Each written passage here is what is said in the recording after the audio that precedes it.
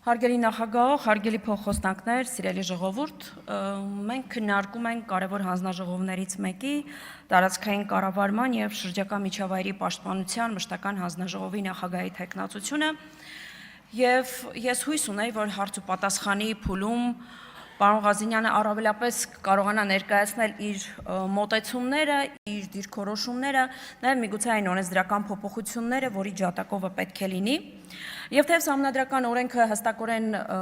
նշում է, թե հանձնաժողովի նախագահի գործառույթները ինչպիսին պետք է լինեն, բայց ձեր մոտեցումներին կուզենայի առավել մանրամասն ծանոթանալ եւ պատկերացումներ կազմենք, թե ինչպիսին է ձեր տեսլականը կամ արդյոք կիսում եք կառավարության այն մոտեցումները, որոնք վերջին տարիներին իրականացվել են։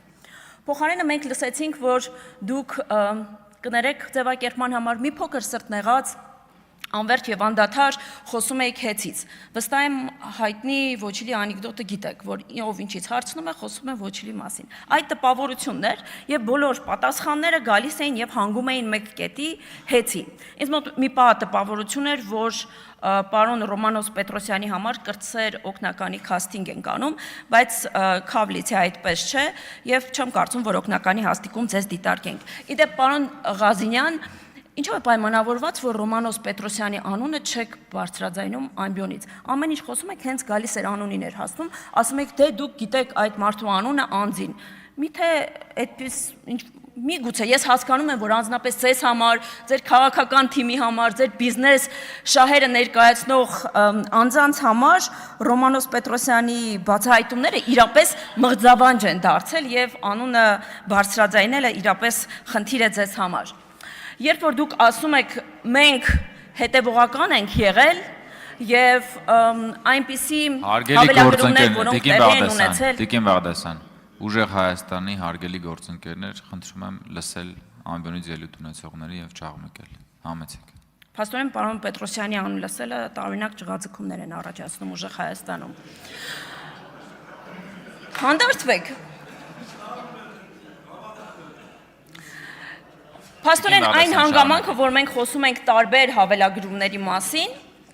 եւ դպրոցներ, մանկապարտեզներ, զորամաս, պարզվում է անգամ 102 ռազմաբազա, դուք ասում եք մենք կապ չունենք։ Այդտեղ գործել է պարոն Ղազինյան, հստակ համակարգ, որովհետեւ ինչպես գործընկերս ճիշտ նկատեց, չեն եղել բարձրաձայնումներ։ Տես մատնանշում եք, որ դուք Գյումրիում մեկ մանկապարտեզի հետ կապված խնդիր է եղել, դեպքին ծանոթ չեմ, բայց մենք չենք վարանել եւ այդ մասին խոսել ենք եւ այժմ քրեական գործընթաց է տեղի ունենում։ Իսկ ինչու դուք չեք խոսել։ Որովհետեւ տարիներ շարունակ Հայաստանում գործել է մի համակարգ։ Կներեք օտարահունչ բառի համար արենդատորների համակարգը, որոնք տարբեր ժամանակահատվածներում, հատկապես ընտրական գործընթացներում ձեզ եւ ձեզ հարող քաղաքական ուժերին ծառայություն են մատուցել։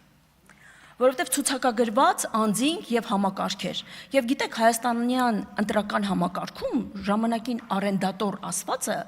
հարց լուծող էր։ Եվ դրա համար դուք տարբեր տեղերում աչք փակում եք այն ապօրինություններին, որոնք իրենք թույլ էին տվել։ Եվ դա եղել է համակարգային բնույթ գրող։ Այժմ վերադառնալով բուն թեմային,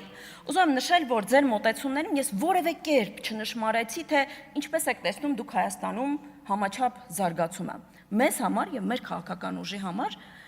ինդեքսով, փոստային ինդեքսով պայմանավորված չի որևէ բնակավայրի զարգացումը։ Եւ մեզ համար համաչափ զարգացումը ոչ միայն տեսլական է, այլ իրական գործելավոճ։ Տիկին Յոլյանը թվեր նշեց, Տիկին Յոլյան 2017-ից առ այսօր համայնքային բյուջեները քանի անգամ են աճել։ Եթե չգիտեք, տեղեկացնեմ, եռապատկվել են։ Եվ եռապատկվել են նաև տեղական турքերի եւ հարկերի հավաքագրման արդյունքում, որովհետեւ ժամանակին որոշ արտոնյալներ, որոնք շարժական գույք օրինակ տանում գրանցում են ինչ-որ մի փոքր համայնքի վրա եւ գույքահարկ չեն մուծվում, այժմ չկա այդ ինստիտուտը եւ հրաշքով ու պատահականությամբ այդ նույն անձինք նաև հեծում ոչինչ չէին մուծում։ Հայաստանում գործում էր լավ տղա ինստիտուտը, այդ ինստիտուտը այլևս չկա։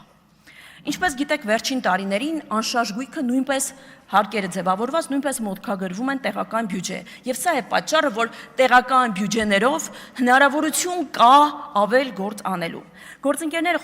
խոսում են 30 տարիների մասին, ես ասեմ, որ համայնքներում մենք ունենք ճանապարհներ, ենթակառուցվածքներ, որոնք 50 տարով չեն կառուցվել։